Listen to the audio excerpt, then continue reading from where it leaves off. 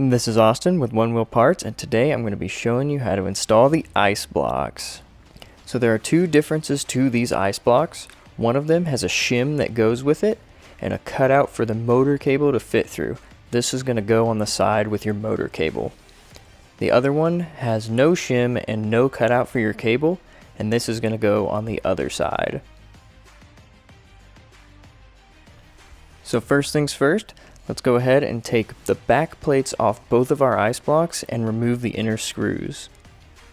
Let's start with the motor cable side. We'll take the shim out of our ice block and fully unscrew the axle lock ring with the included 4mm Allen key. Once that's finished, we're going to set our wheel sideways to make it easier to install. Place your shim on the axle and put the axle block right on top.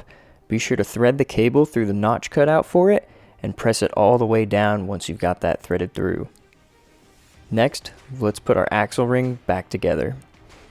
We're going to be putting Loctite on all the screws going into these ice blocks, so just Loctite up every screw before you put it in there.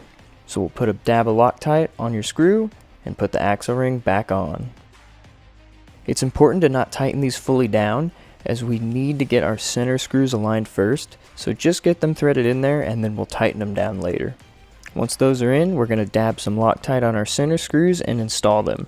Now we can go back and tighten down all of our screws.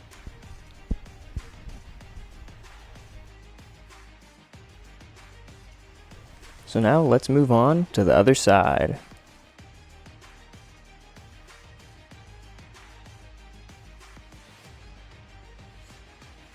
For this, we just need to loosen the axle ring on this side and not fully take it off. That just makes it easier for us to install it. So same thing as before, we'll just set it on the axle and press it into place. Put our center screws in and then tighten everything down.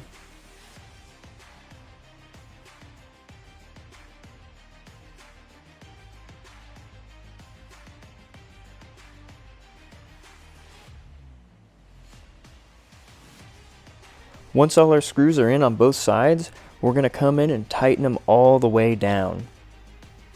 Now we're going to move on to the back plates. These are going to go inside of the rails, and it's going to be the same process for both sides. Place the plate inside the rail and set your height. These offer 5 different height positions with a maximum 1 inch raised or lowered position from stock height. Once you have your height set, place your 2 middle screws in, and it's very important not to tighten these. We want them a little bit loose so they can move around and have some play for alignment purposes. Once we got those all in, we'll do the same thing for the other side.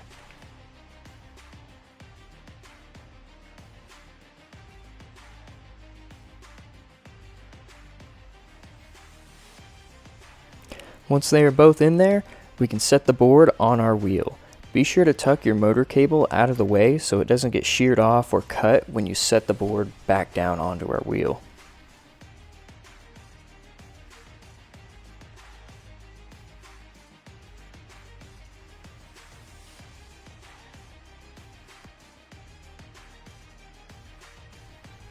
Now that it's all situated on the board, we can put our 2 outer screws in both sides and lock it into place.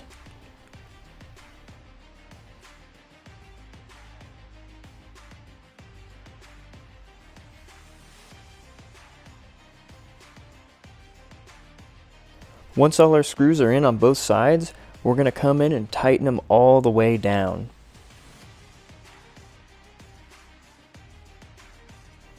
And that's it, easy as that. Be sure to like, comment, subscribe, and follow us on Instagram and Facebook.